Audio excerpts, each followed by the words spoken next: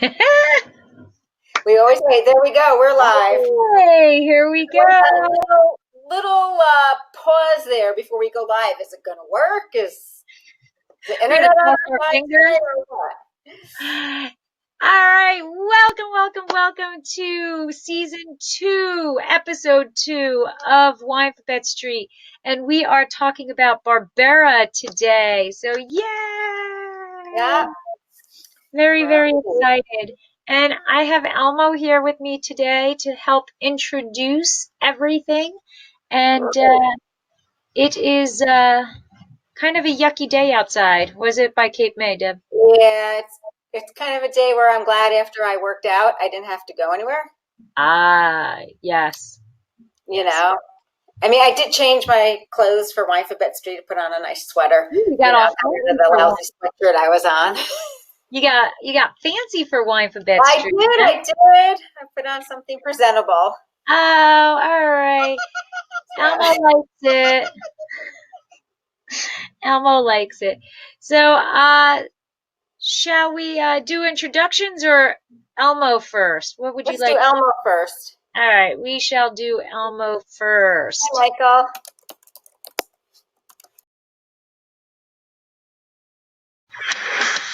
Jump up, get down, come dance me down now. We're moving our body to the ABC. Dance nearby, wow. Dance far away, now clap your hands. To the letter of the day, clap, clap. What's the letter, clap, clap. What's the letter, clap, clap, clap, clap. What's the letter? What's the letter? What's the letter? What's the letter? What's the letter? The letter of the day is B. It's the letter of the day.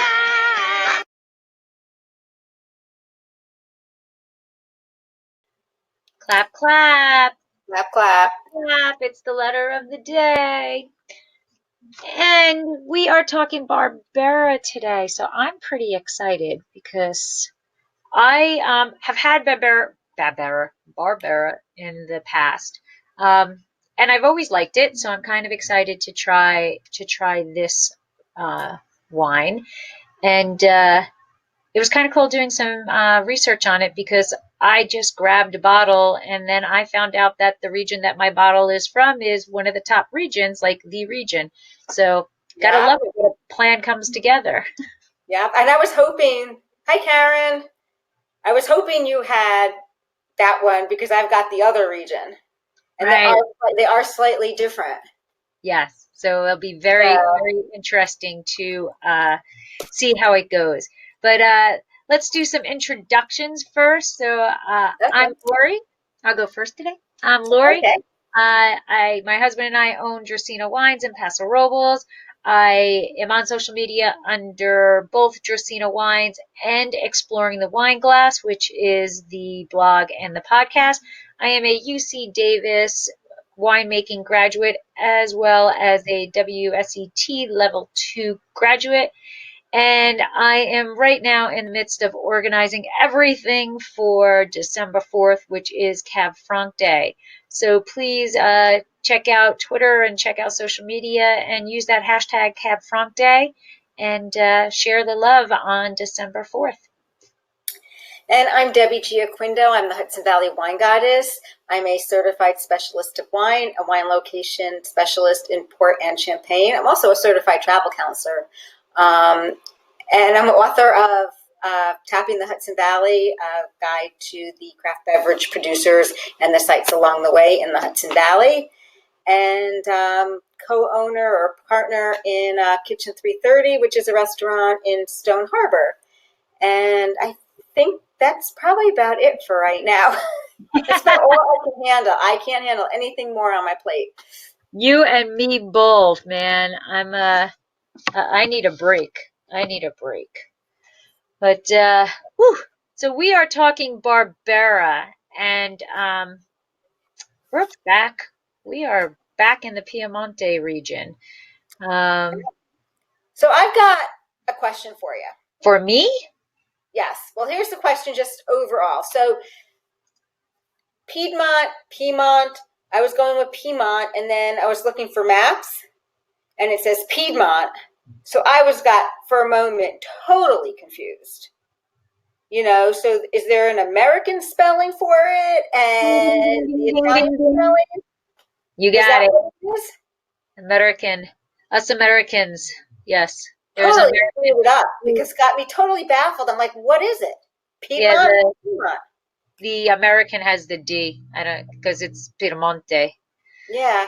So the Americans add a D. I don't know why, but I don't know. We like to add letters to. It shouldn't have even been. We should have just figured it out and let it be. Say I it know the right it way. doesn't make it any easier to say, so I don't know. I don't either. Anyway, the most important part. Drum roll, please. We are drinking. And I I am drinking. So mine is from But Dad. you got a really good one. I've got you covered in my stuff. So yes, Natalie Verga, and best of all, $7.99. That is way cool. Mine was $14.99. Yeah, but you blew me away on my Assyrtiko. Remember, my Assyrtiko was like twice as much as Yeah, yours. mine was 17. Look at that beauty. There's mine. Oh, big difference, although it might just be light. I think it's a light. Yeah. One of these days we got to do it together. Yeah, I know. I Maybe this know. winter. Oh, what a lovely nose. Ooh. Wow. I love it when I like my wine. So I have Mike Trevino watching on Facebook. Hi, Mike. All right. That's really nice. Let me get into the history of Barbera. All right, it's working. I know. Woo. Shh. There's like 6 more that we need to get through. Okay. Okay. So the history of Barbera. Barbera is a versatile red grape from the Piemonte region, which is in northern Italy. Since there has been no genetic relationship to any other native Piemontese grape, it is thought that the grape must have been imported into the region in some recent time. So I think that's kind of cool because like there's no relationship to any other grape, native grape in Italy in that area. So that's kind of rare. Like usually there's some sort of relationship. So science has to say that that must have meant that somebody trekked it in. The other thing I thought was pretty cool about Barbera is that it is known as the Piemonte's people wine, since it is so versatile. And at some point, it was planted so extensively, like it was just the grape of choice, or the grape that everybody was drinking, I should say. It is most likely the grape written about in the Paul the Deacon in his description of the Battle of Refrancourt in 663, when the Longobard troops of Grimaldo defeated the Franks after getting them drunk on wine. That's pretty awesome. Let's get them drunk so they lose. He confirmed that the Longobards filled amphorae with wine and scattered them around the surrounding fields. The Franks found the jugs, drank them like out of control, finished them, and then they were completely unfit for battle. Like, I'm sorry, I just think that's hysterical. Let's get people drunk so they can't fight.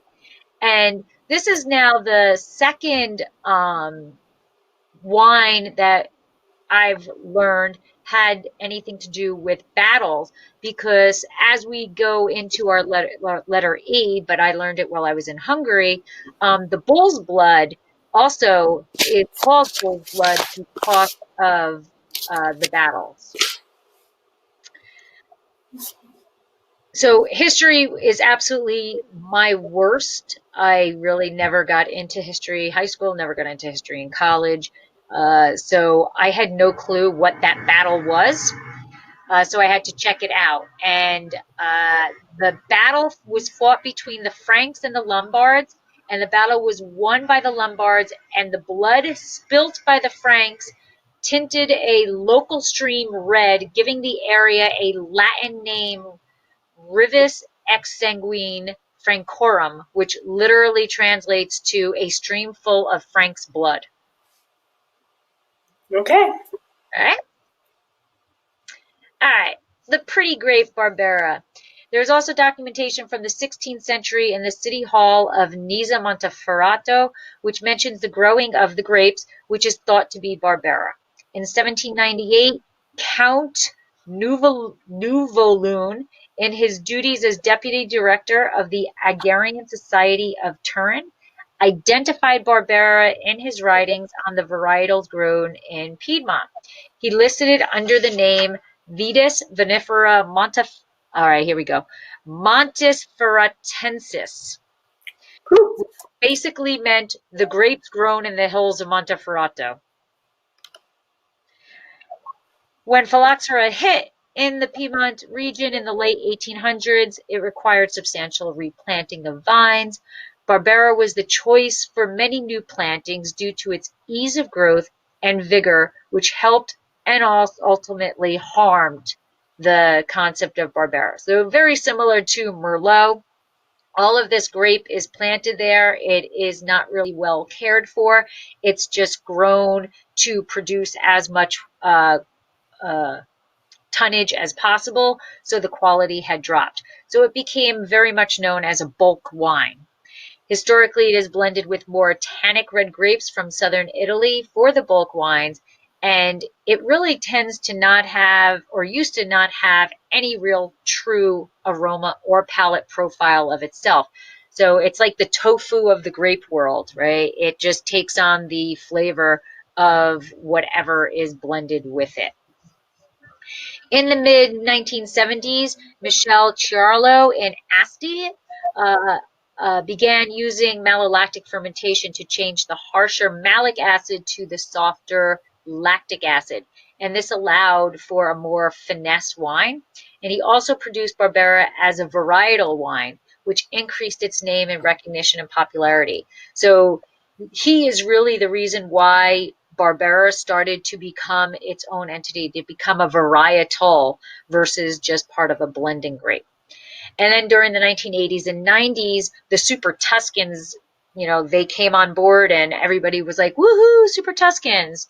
And, they took front stage. So the winemakers started experimenting with barrel aging on Barbera.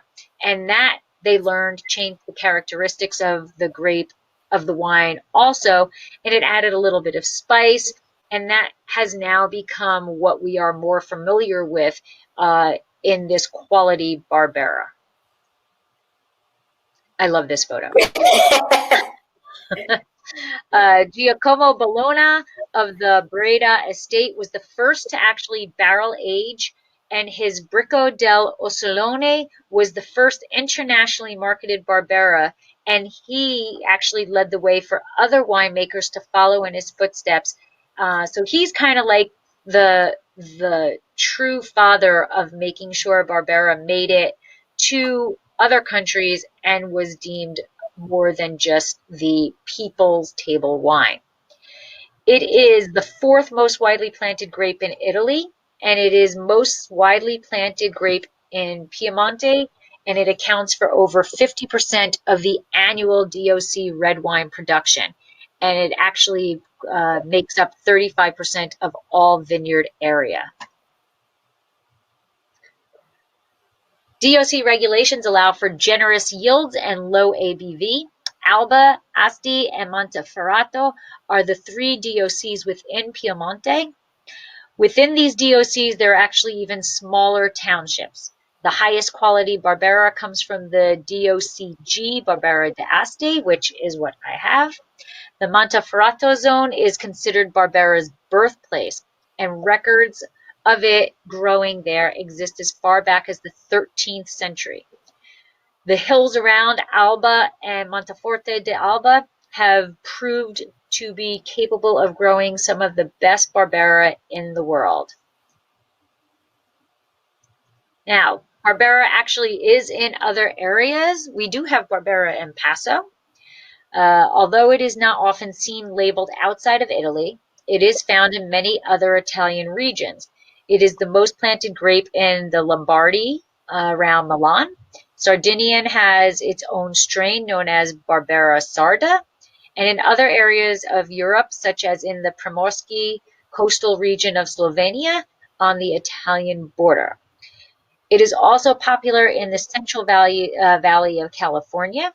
So the Central Valley is not the Central Coast, so it is in both areas.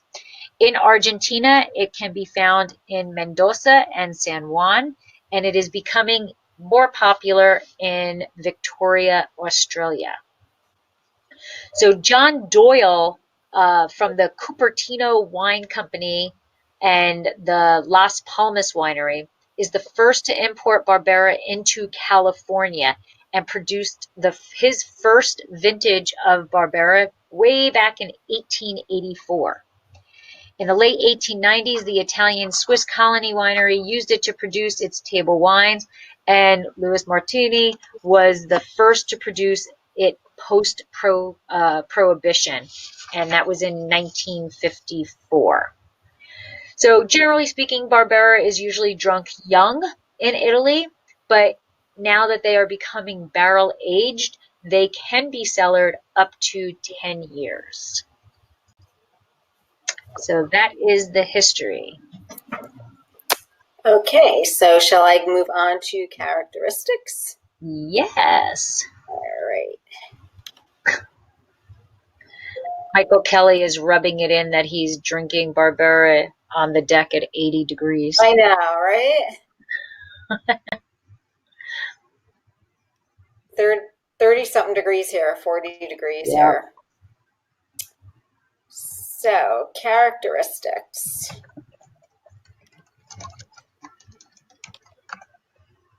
So I got the Piedmont. So the Barbera grape is grown in the Piedmont region of Italy. The hills of Monferrato are considered its native home. Barbera Asti, DOCG, and Barbera de Alba are said to be the best quality of Barbera in Italy.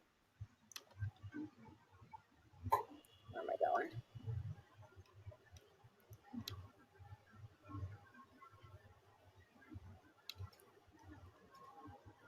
So Barbera is a late ripening grape. It retains its acidity even when fully ripe. The highest acidity is the hallmark of the grape. It's light-bodied with low tannins. The wines of Barbera de Asti tend to be brighter in color and elegant, while Barbera de Alba tend to have a deeper color with more intense, powerful fruit.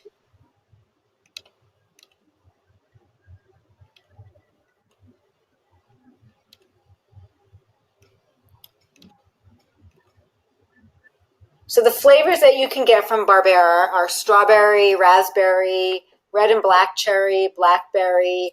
There's some tartness, some plum. If it's put in oak, you'll get some toast, a little vanilla. There's also some sour cherry and spice. So winemakers began introducing Barbera to oak in the 80s as it tames a little bit of the acidity, and it also brings some vanilla and spice to the wine. And the oak also makes the wine a little bit rounder, softer, as well as a little bit more complex, and it also makes it age-worthy. So the superior designation in Barbera de Asti means that it's aged at least 14 months before it's released.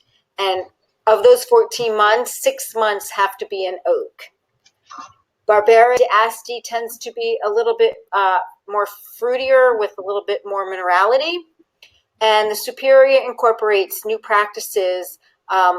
They use a little bit riper fruit that has lower yields and oak. It's a little richer with more depth and complexity that expresses the red fruit and oak. And Superior is made from single vineyards, and this has increased the quality and was very instrumental of making Asti achieve its DOCG status.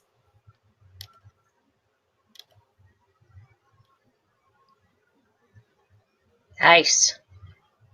You like that? Yeah.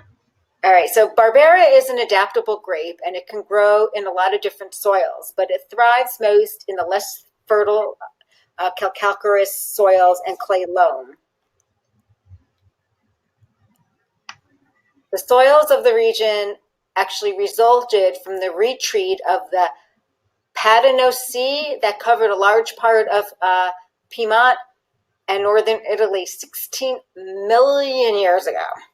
And as the sea retreated, it left behind alternating layers of clay, calcareous marl, sand, and chalk, and that eroded to form the hills and the soils of the Langhi and the Roero.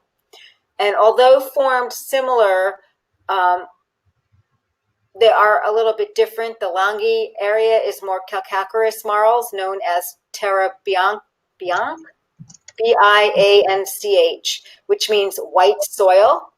Roera, formed 5 million years ago, is softer and sandier and rich in marine fossils. And Barbera de Alba extends to both sides of the Tanaro River. The right bank corresponds to the lower Langhi. I know I'm not pronouncing it right. And the left bank includes the hills of Roero. And the hills of Alba benefit a lot from daytime temperature swings that favor the aromatic development of the acid retention. Barbera de Asti soils are calcareous marls, and Sabi Astani, which is Asti sands. To the south of Asti, the soils are mostly terra bianca. In Malfarado, Barbera takes priority and can only be planted in the hillsides at an altitude not to exceed 2,000 feet. And by law, Barbera di Asti must be 90% Barbera and age for a minimum of 4 months. So I think that's it for that. All right. Yeah, it's very interesting, the soils that are there, and that Barbera.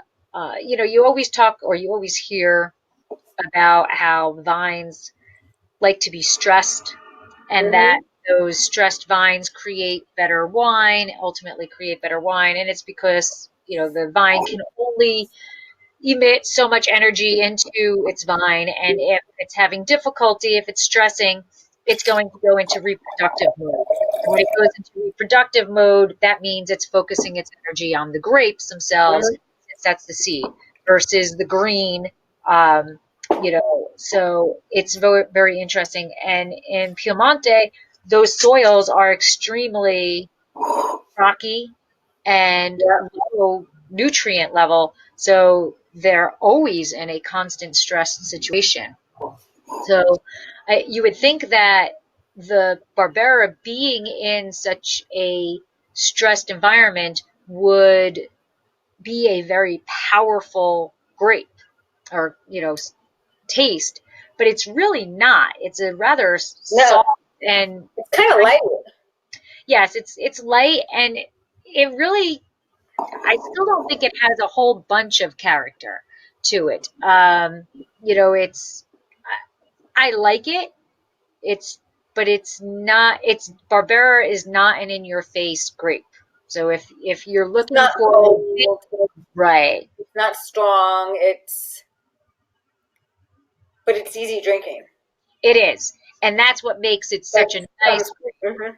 That's what makes it such a nice wine.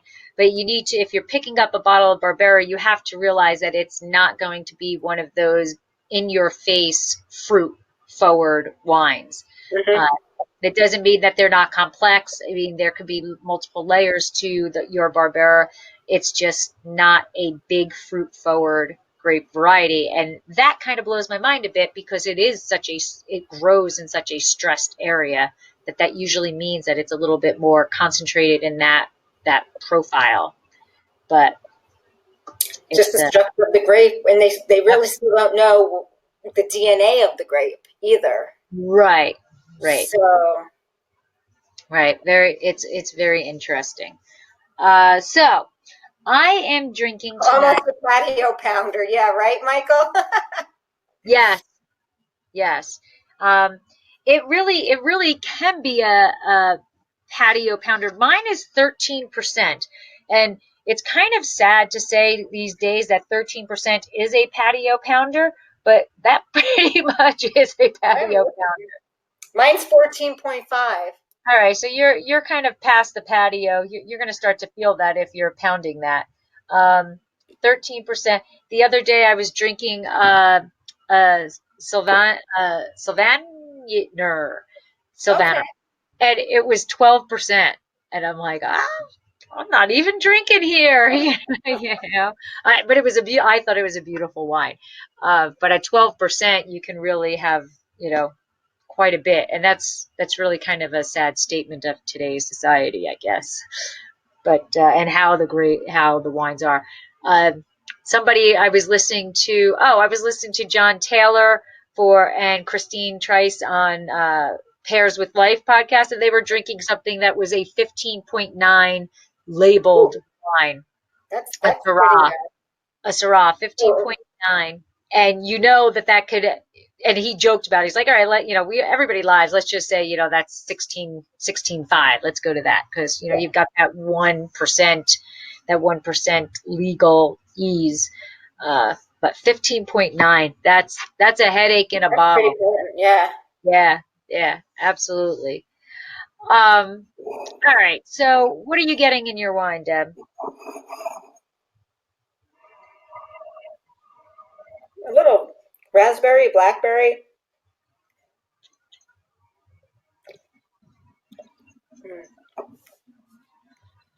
Serious red raspberry. Oh. Mine's definitely steel. There is no oak in mine. Oh, mine's oaked. It's got to be oaked. Yeah, so mine's dried fruit. As I mentioned when we were off camera or off live, that I kind of messed up and I put it in the refrigerator and then I forgot about it. So mine is a bit cold right now, so the aromas and flavors are muted. So this might change as the night goes on. But I am getting spice, like cardamom. Okay. Like a true cardamom spice. Blackberry, a dark cherry or a black cherry. And there is cedar. There is cedar there. So I get raspberry, blackberry. It's I get minerality on the palate. It's light. I can definitely taste the minerality. But it's not minerality like you would get in a white wine. It's more like it's more like some type of a stone feeling. I wouldn't go so far to say a wet stone. It's because it's not that, but it's just there is minerality to it. So mine actually has quite a bit of tannin to it. My gums are feeling the tannin, and on the palate it's more black. It's blackberry, black cherry. So I'm more in the dark fruit area. I've got red with hints of black. Okay, so I'm the opposite. I've got black with hints of red. So there is a little bit of raspberry. There's a little bit of strawberry. And it's acidic, but it's not like it's acid in your face or in your palate. It's like a light acidity. Yeah, it's not an acid like like a Sauvignon Blanc acid. No, it's a muted acid almost. Mine is, but I would rate mine as a high acid because I can feel it on my tongue. I can feel it too, but it's not like an in your face acid where you're gonna say, oh my God, Yeah. It doesn't have it doesn't take the enamel off your teeth. Correct. But I would go high acid. I would go medium plus on acidity. It is actually, I can see my fingers through it. So mine is darker than yours. Yeah. Can you see your fingers through it? I'm a medium minus. No. And it's a ruby. It's definitely not purple. Mine is darker. So it is a ruby. And for $7.99, it's a winner. Hey, that's pretty good. That is really good. That's a great value. Yeah, mine was $14.99. Yeah, that makes up for my Asuratico that cost me an arm and a leg for. Um, but yeah, whew. I mean, I liked the Asuratico, but that was what I think it was $29 I paid. That might have been the most All right, expensive. mine was $17.99 because I found the receipt. It was sitting under the thing. I think that was It the $17.99. So my Barbera was $14.99, but I had a $2 discount. Must have been on ooh, sale, so it was $12.99. ooh. All right, I'm going to talk about Natalia Verga here. Uh, okay. So Enrico Verga founded Casa Vinicola Natale Verga in 1895. It has been in the family for 4 generations, and it is currently run by Natale Verga, as well as his father Giancarlo and his sisters Christina and Laura. Now, I'm going to just go on a sidebar here, like a little rant here. I think it's kind of funny that no matter what wine we pick, as long as it's Italian, there's always a Giancarlo. Always a Giancarlo when it's an Italian wine. Enrico and Eduardo, the 5th generation of the Verga family, will soon take part in the company. I'm guessing, I don't know, I'm guessing they're like 12 years old, so they'll start kicking in when they're 13. Natale Verga is involved in distribution of wines within Italy of their own brand and private labels, as well as exporting their wines and expanding to more than 30 countries. The new headquarters, Yeah, that's really modern. and that's 2013. That's way modern. Yep. The new uh, the new headquarters cover a total surface area of 35,000 square meters with a storage capacity of 46,000 quintals, which we've run into that term before, and I actually remembered that 1 quintal equals 112 pounds. Don't ask me how that number sticks in my head because I can't remember what I did this morning, but a quintal, 112 pounds, sticks in my head. And it actually has 2 completely different bottling lines. One is dedicated to glass bottles for the 750s and the 1.5 liters. And that has a production capacity of 25,000 bottles per hour. So they are jamming Wow. on that thing. Yeah. Along with another one dedicated to glass bottles of 5 liters and to the PET bottles from 3 to 5 liters. So they basically have a normal bottling line and a large bottling line. They have both BRC and IFS certifications. Now, I am going to say that they were all over this on their website, and everything I looked up on them, they were like, yes, we're BRC and IFC certified. And I'm thinking to myself, I have no effing clue what those letters mean. Is it sustainability? Is it organic? Had no clue what they are. So I had to check that. I had to like research that. And a BRC certification, they actually both have to do with food. So they're hot and heavy over the fact that they're clean is basically what it is. So BRC certification is an internationally recognized mark of food safety and quality. The certification is achieved by undertaking a third-party audit against a standard requirement of an accredited certification body. And a BRC rates that certification body on their technical performance and efficiency in customer service.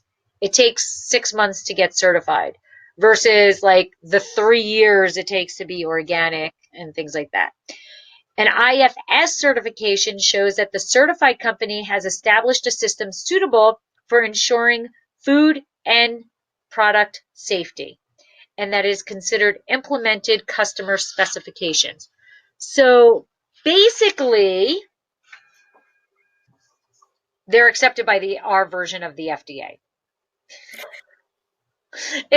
is what that's all about. So they had their bottling line, their winery, all of that stuff is safe. So I guess they probably have one of those signs that says have not had an accident in X amount of days, and they are nice to the customer service wise. So that's what those two certifications mean.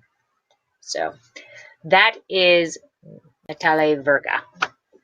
Okay, so I've got mine, which is Terry di Barolo. Let me get to the presentations.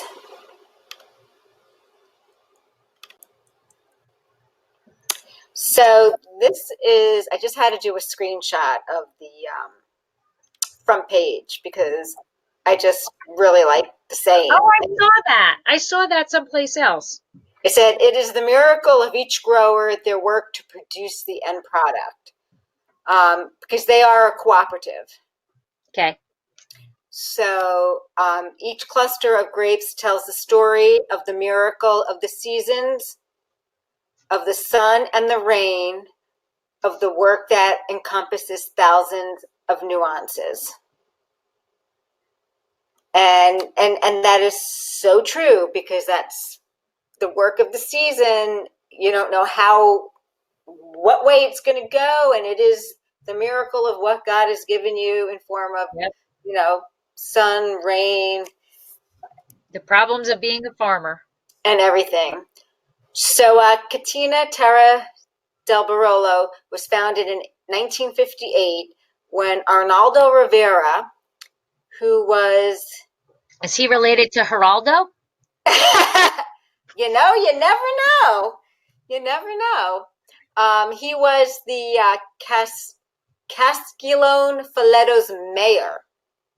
And he decided to set up a cooperative with 21 local growers.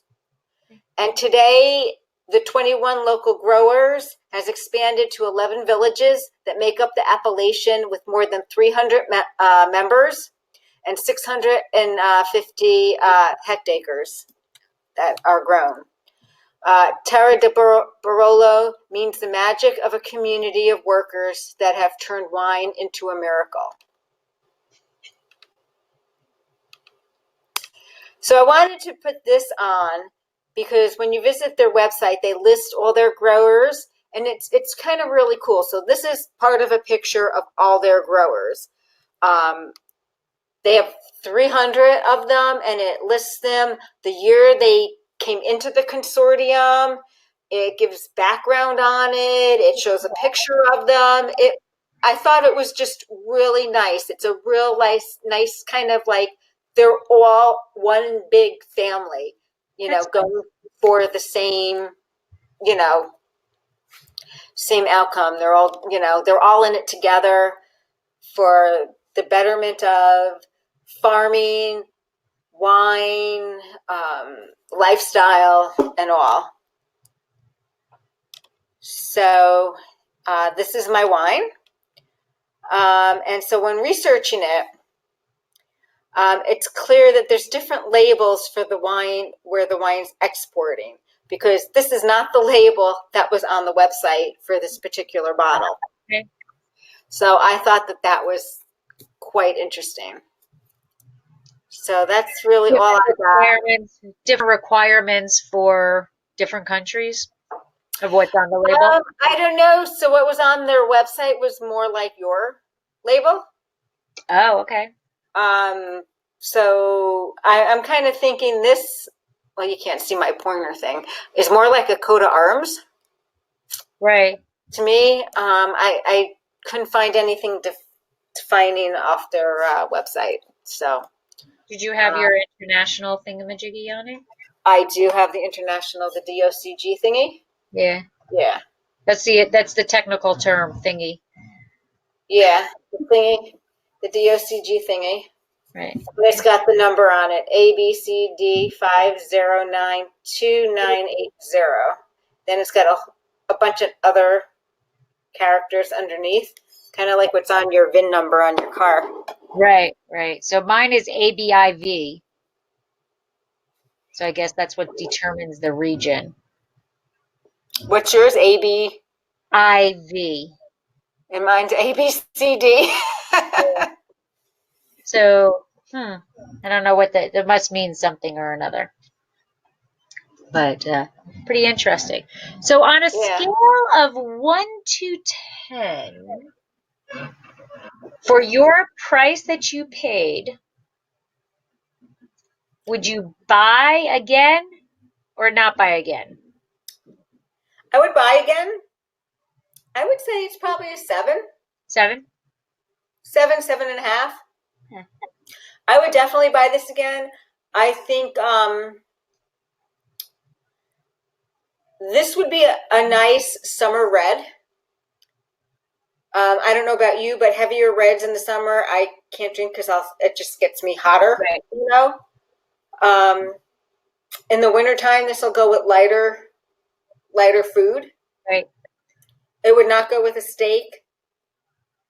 I can't see mine pairing with a steak. No. But I'm going to say, as this is warming up, it's going more into the red tones. Oh, is it? Now there's raspberry. As it's warming up, there's raspberry.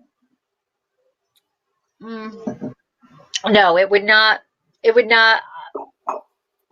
I don't see it going with a steak. I think that's a bit too big for it. Yeah.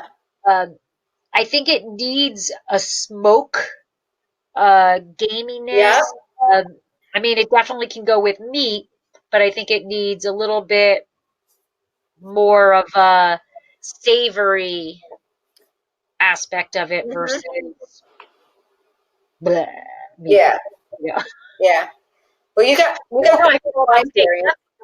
Nothing goes with steak. Yes, it would go with a pizza.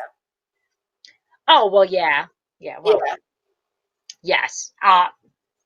Is there really, well, I was going to say, is there really a wine that doesn't go with pizza? But yeah, Cab doesn't go with pizza. Yes, I think that pizza is by far the number one pairing with any lighter red wine there is. Yeah. And I'm looking at my other bottle that I opened last night that I don't even remember what that was, but that went with the calzone very nicely. Ooh. Yeah, would go nice with a calzone. Yeah, yeah. The nice little tomato sauce, little ricotta, all of that. Yeah, very nice, very nice. All right, so I am going to go into the food pairings since we kind of started that already. Yeah, we started talking food. All right. Now, I can see that. yeah, right? Absolutely. So That looks really good. I know. Oh my God. I like yummy, yum, yum in my tummy. Um, so Barbera is known for its high acidity, and it makes it the acidity level of it makes it extremely food friendly. So you need somewhat rich food to cut through that acidity, but thanks to the acidity, it can also cut through the fat in some of, in the dishes. So this is, pour on the cheese, pour on the cream, and you are going to be in heaven with a Barbera. So this is actually a Parmesan one-pot creamy pasta. And I love things that can be made in one pot. But B, cream, Parmesan, there's really not anything better on the face of the earth as far as I am concerned. Except maybe pizza. Okay. Risotto. Now, I think this might be the perfect pairing for a Barbera. Now, this is a creamy, again, one pot, but creamy risotto, which I think would be amazing. Is that a truffle? It is a black truffle. I personally would remove the black truffle because I don't do fungus, but I can see how that savoriness, that earthiness of a truffle would be like the perfect companion for this Barbera. I think that savoriness, that earthiness, that forest floor that a black truffle is going to provide is going to be very nice with the Barbera. Do you think it goes with your Barbera?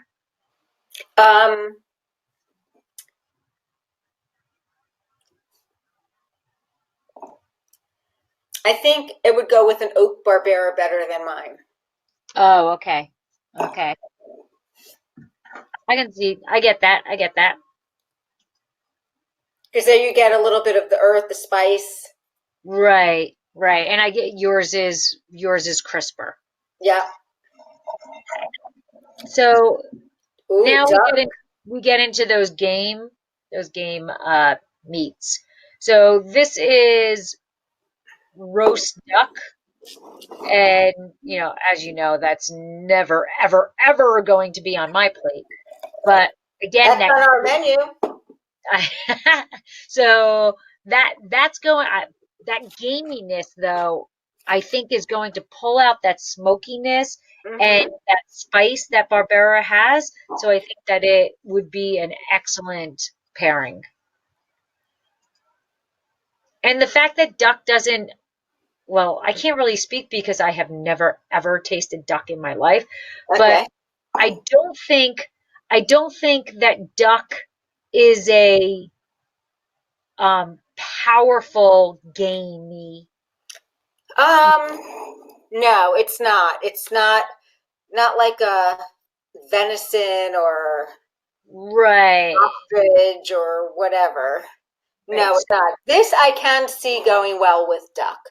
I think it's got just enough gaminess to pull out those essences Hmm. within the wine of a Barbera. I'll tell you, I had we did pork belly for dinner tonight, and this would go well with the pork belly. Oh God, no. Oh, it was good. What do you even do? How do you even cook pork belly? Like, bleh. No, no, I Well, don't want to tell you. we got instructions from the chef on Saturday how to cook the pork belly because we watched him cook it for the restaurant, and I had a pork belly, a strip of pork belly in my freezer. So we took it out and we cooked it today. Oh my God, it was awesome. This So, would taste really well with it. so like, is pork belly really belly? Like you're eating their Bacon. It's stomach. bacon. Think bacon. Do you do bacon? Only if it's burnt to an absolute crisp so that when I pick it up, it stands straight up and defies gravity. Um, So all you taste is salt. this there is some fat to it, but it is crisp. Nope. It was good. Nope. And hell no to that, but a yes to a pairing. Wild pheasant. So Okay. wild pheasant, I think again, a pheasant is not going to be an overly gamey meat, so it's going to go well. And then when you bring in that mushroom, I just think that you've hit a home run with a Barbera. But since I don't eat pheasant and I don't eat mushroom, I can't attest to that personally. I can see pheasant's kind of like chicken, maybe dark meat. Everything But I tastes. can see the mushroom. I definitely can see the mushroom aspect of it. Yeah, I think that's a home run for a Oh, Barbera. really? Michael says pork belly is a favorite out there for winemaker dinner. Oh hell no. Okay. Rabbit. Well, there you got the mushroom again. Yes, again, and this is the common theme. The mushrooms are in there. Braised rabbit. Again, these are all game that I've are had not. rabbit before at a wine dinner, actually. That was overcooked at the Mad Batter, a restaurant in town. Oh, But I can see the Barbera. I can see the Barbera, my Barbera that's not oaked going with the rabbit. see, I liked this one because I thought both the rosemary is going to bring in some essence also of, besides that mushroom. I really think rosemary is a great spice to go Yep, with Barbera. I think so too. Um, braised rabbit. Just saying, while in Vegas, I was playing. Little bunny foo foo walking through the forest. See, I was going to Monty Python Seeks the Holy Grail and run away, run away. I'm not gonna lie, I won a lot of money on the slot machine of of Monty Python Seeks the Holy Grail. So not only Okay. do I love the movie, but I love that slot machine. And of course, Yeah. okay, all of the charcuterie meats, that spice, that saltiness, those dried meats, that is perfect. Now, in this photo, there is orange, and I'm going to say no to that. Okay, no, no, no, no, no. Don't go No, citrusy. don't go citrus. And I think this is cheddar, which I would say no, no, no, no, no. But Parmesan, yes. And definitely the dried meats. Not so sure about the olive stuff going on there because I'm guessing that that's probably in a vinaigrette, and I would not go vinaigrette with this. What do you think? No, I would go with an aged cheese. Right, right. I would too. But I don't, some in my brain, cheddar is not, even an aged cheddar is not. No, like I'm really into right now aged Gouda. Oh, well, you know what? Honestly, aged Gouda is a wine's best friend. There's not too many different wines that aged Gouda cannot. ShopRite's been having this some type of aged Gouda on sale, $9.99 a pound, and every time I'm in ShopRite, I just grab Yep, a thing. yep. It just it's great with the wine. And I have to actually think pistachios, maybe, maybe. But I'm not sold on the pistachios, but maybe. But definitely these meats. And I don't know what that is. Those look like cut Slim Jims. Yeah, probably some type of salami or something. Yeah, yeah. And since we are rolling into the Thanksgiving holiday, I do know that some people actually do not do turkey and they do pork for Thanksgiving. And the reason why I So look picked, at that whole roll of fat on that pork. oh yeah, that is a lot. That is a lot. But the reason why I picked this one is because anything, in my opinion, cherry, sage, cinnamon is a Barbera Wana pairing. Yep. And this image has the apple cherry, well, the cherry and sage in the pork, but it's got the apple with the cinnamon, like kind of as a dressing. And so when I found this, I thought this was the trifecta of pairings for a Barbera. Yep. So As is my pork belly that we made tonight. okay, we'll go with that. But that looked good, that pork roast. Right? So Yep. that I thought was Sage and everything. Yep. the trifecta for Yep. for Barbera. Yep. So That was good. So I hope you ate dinner already. I had soup. I had butternut squash and pear bisque soup. Oh, that sounds good. It was all right. I did not make it. That one to hold me over to drink wine. Well, that was my whole dinner. Yes. So some Barbera facts. Let me just get to the right thing here on my computer. So in 2014, UNESCO added the hills of the Lang, Roero, and Monferrato to the World Heritage Site list with the official name of Vineyard Landscape of Piemonte. This is to recognize the Langhi, Roero, and I know I'm not pronouncing these right, and Monferrato's outstanding landscape of the historic winemaking region.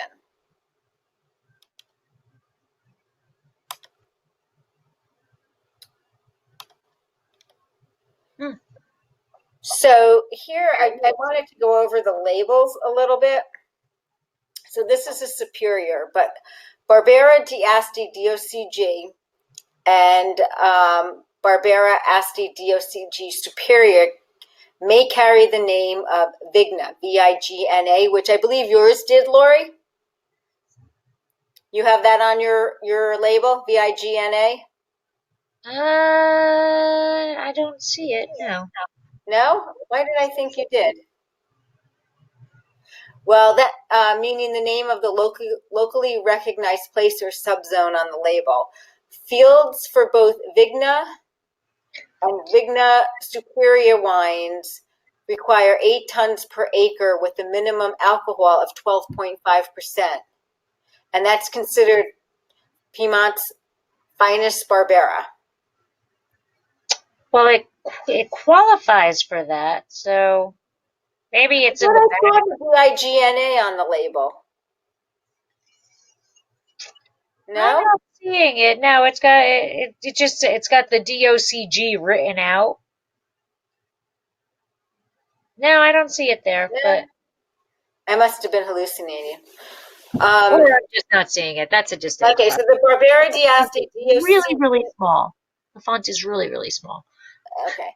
The Barbera d'Asti DOCG Superia and Superia Vigna must age at least 6 months in oak and can be released after 14 months, starting from the 1st November in the year of the harvest.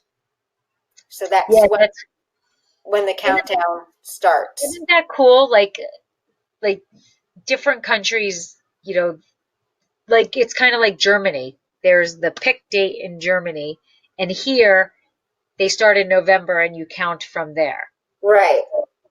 It's I love foreign country wine. I know.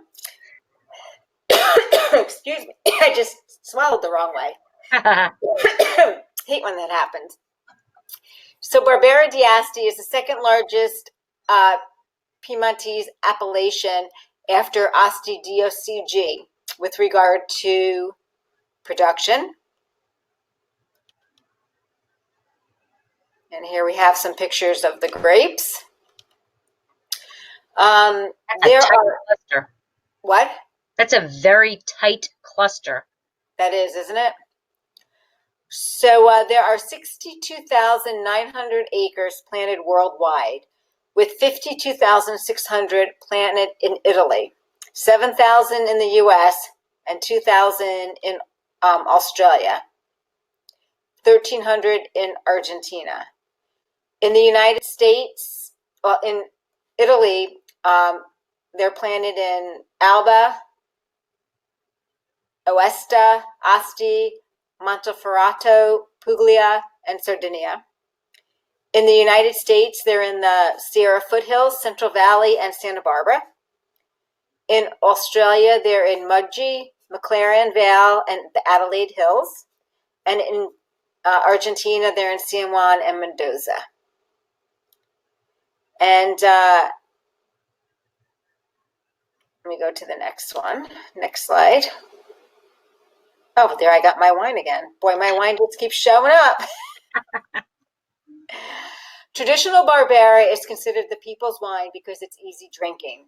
It's meant to be enjoyed young, and it's inexpensive. So pick up a bottle and enjoy it today. Or if you have one that Lori has, you can, age it for up to 10 years.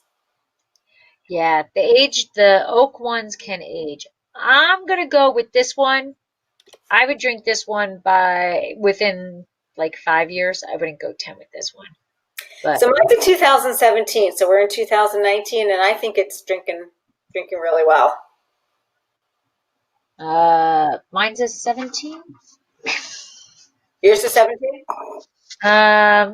Yes, mine's a 17. Mine is a 17 also. So I'd give it like 3 more years. I would go 2021. That would be 2022 technically. But yeah. I'd say 1 more year, and then all bets are off. Yeah, no, this has got longer than that. I'm enjoying it. Is it my favorite? No. But it's for $7.99. It's a solid wine. I think it would be a much better wine with some of those food pairings Hmm. that I had, versus the porch pounder type thing. It is getting softer as it warms up, and like I said, it's moved into some more red fruit. Now it smells like cherry pie. Oh, now I'm getting a little spice on mine. Yeah, there's definite spice on mine. But there's more red fruit onto it now. But that is our Barbera. So Deb, what's So coming up next? coming up next, we're doing Chenin Blanc, We are. and we have a little date change on this because I've totally screwed up with the month of December You're as going far on vacation. as my availability. I am going away on the 15th of December to Iceland for 5 days. So, I would like to hide in your suitcase. and then the week before that, I'm in New York City for a couple days, and then I'm back in the Hudson Valley for a couple days. So I've totally messed up our month of December. So for December, Chenin Blanc is going to be on Wednesday, December 11th, same time. And here is the link for December to sign up. We hope you can make it. I know December is a very busy month with Christmas parties and obligations of sort. So I hope you all can join us. And I kind of had a little sidebar reason why we were doing Chenin Blanc, because I spent the entire summer researching Paso Robles Chenin Blanc because that's what Mike wants to make next. I So think you should do Grenache Blanc, but Grenache Blanc. I know. But I should do a survey of Grenache Blanc versus Chenin Blanc. But Mike likes Chenin Blanc, and I like Chenin Blanc, and I sometimes. do too. But yeah, so we will see. I've done a lot of research on Paso Robles, Chenin Blanc, and the vines and where all that is, and uh, I do not have a Chenin Blanc yet. So it will. I've got two. Do you? Where I are they do. from? I'm both wine club members at the wineries. I've got a Chapelet and a Passaggio. Oh, So I very have to decide which one I'm going to uncork. okay. Yeah, I don't know. I'll have to do a little looking around. So, but anyway, that will be on December 11th, on Wednesday, December 11th. So before all of the real hectic stuff starts going on with the holidays. And we hope you can join us there. And thank you for joining us tonight for Barbera. I hope whatever you have in your glass you are enjoying. So, sláinte. Cheers. Have a great week. Have a great week, everybody. Bye-bye. Bye.